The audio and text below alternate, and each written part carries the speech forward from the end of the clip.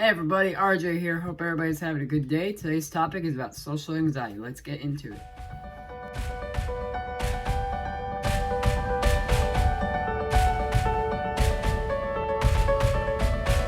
Everybody, RJ here. Alright, so let's get into our first topic on our channel. Social anxiety. There's many types. There is just regular social phobias. There's your phobias like, claustrophobia, arachnophobia, and then there's also separation anxiety. Today we're going to dive deep into my type of anxiety, which is the regular social anxiety phobia or disorder, and tell you guys a little bit about what experiences I've gone through and how I've dealt with those experiences in life. So we're going to start off by how I pretty much first dealt with social anxiety when it hit the most. So we'll give you a little background about what happened. So I was about 12 or 13, and I just got done with elementary school, and got into middle school, and I basically was coming from a different city, different county, and I didn't know what to expect. I didn't know if I was going to meet anybody that liked me, or anybody if I liked, or, any of that. So I had no idea what I was going into. So I went into this new class. I met this boy named Steven, and me and him have been friends for years. It's been about 10 or 11 years since I met him, and we're great friends. We had a lot of common interests. We had a lot of things we both liked to do. And throughout middle school, I was in the same class. I didn't go to a different classroom. I had PE and art, but it was pretty much the same teacher every day, so it wasn't that different. Until 8th grade. 8th grade, everybody, except for maybe a couple people, went to high school. Steven went, another friend went, and then another friend went as well. I was the only 8th grade that got left back, and I was wondering why. And I was very, very sad. I was very depressed. I was like, oh, I'm not going to be able to see my friend Steven. What am I going to do? And I was sad that whole summer. And then fall came up. I went back to the same middle school. I was sad. I was just not wanting to go back. And basically, from what I've heard, they wanted me to do actual classes where I went from class to class. So let's say I was in science, I would go to reading in a different classroom. So I get that social, just relationship with different kids and teachers.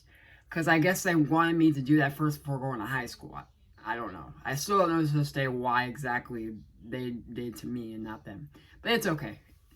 So I did that, and the first day of that next year, school year, I sat on the bench right next to my old class, and I just put my head down. I was like, I don't want to do this. I was crying. I was emotional.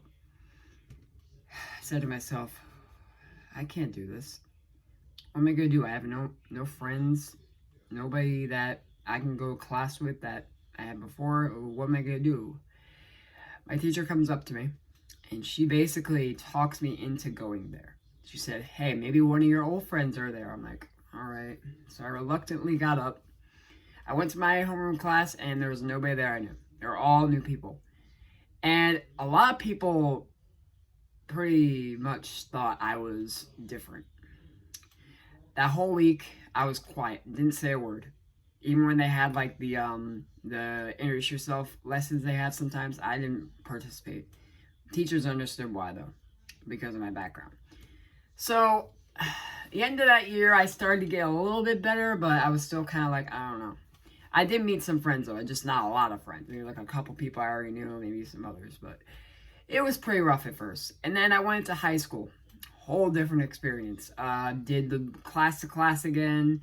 I knew a lot of friends from middle school. I was like, hey guys, what's up? Like, I'm glad that there's a lot of kids that went to the same school I did. I had a few classes with them, but not all of them, and it was easier, but it was still kind of hard if I met new kids that I didn't know. I would always sit in the back or never participate unless I had a question. Even then, I was afraid to ask questions. I was just really afraid of school back then. I did not like it. Now, it started to change probably sophomore into junior year, where I met a lot new, nice people. And they were honestly really nice people. I didn't really open up to them that much, but they were just really cool people. And yeah, throughout high school, it got a little better. And then I graduated. I was very happy. And I took a leap year off because I just needed a break. After 14, 15 years of schooling, I just did not want to go right back to college. I did go back to college, and again, I have one friend that I knew in that class and nobody else, and I never talked to anybody else. Nobody else talked to me. And since then, I've always had a fear of going in public. No matter if it's going to the store or going to the beach or going, just in public settings. Unless it's family. If it's family, I'm not as worried, but it just depends on who I know and who I don't know. Like, we went to this one family gathering back in 2017 for Thanksgiving. There's a lot of family I didn't know yet, but I tried my best to go out there and say, hey, my name's blah, blah, blah, blah. It was easier with family because, they're all family. They love you, no matter what. But with friends and people you don't know, it's a little harder. And I've been dealing with this for years. And some other examples of what happens with my social anxiety is, let's say I go to the store.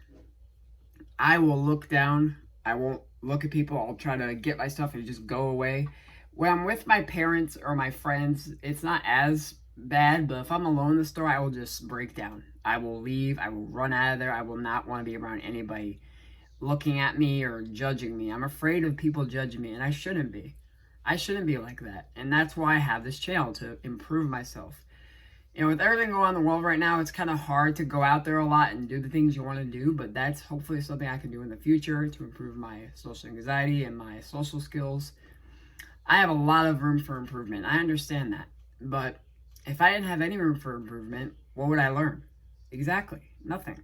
So hopefully with this new journey in motivational speaking, I can learn how to deal with social anxiety situations, like going to a club or going to a sports event or going to a friend's house and stuff like that. So it's always been something I've been wanting to do and wanting to improve on. And hopefully now with this channel I have, I can express to you guys what I go through and how I get through it.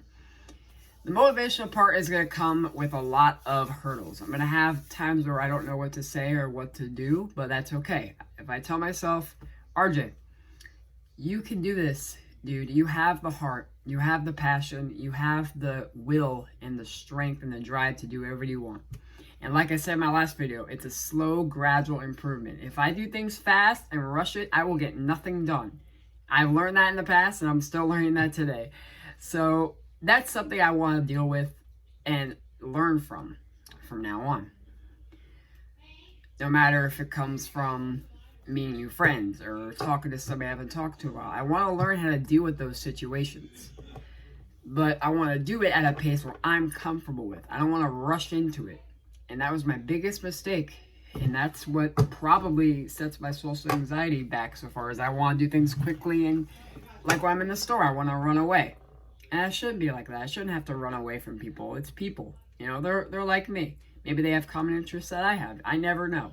And that's something I really want to improve on with this journey in motivational speaking. To say it's okay to, do things at a pace you want to do. As long as you're doing something you're comfortable with and you're happy with, that's all that matters.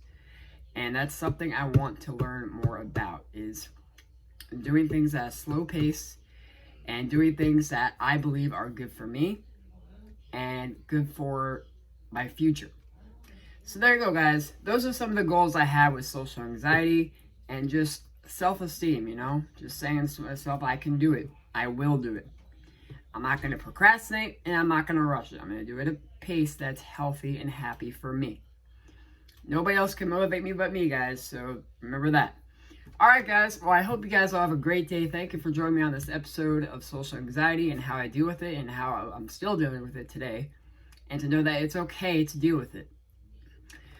So, hope you guys have a great holiday, and we'll see you guys next Wednesday. Take care.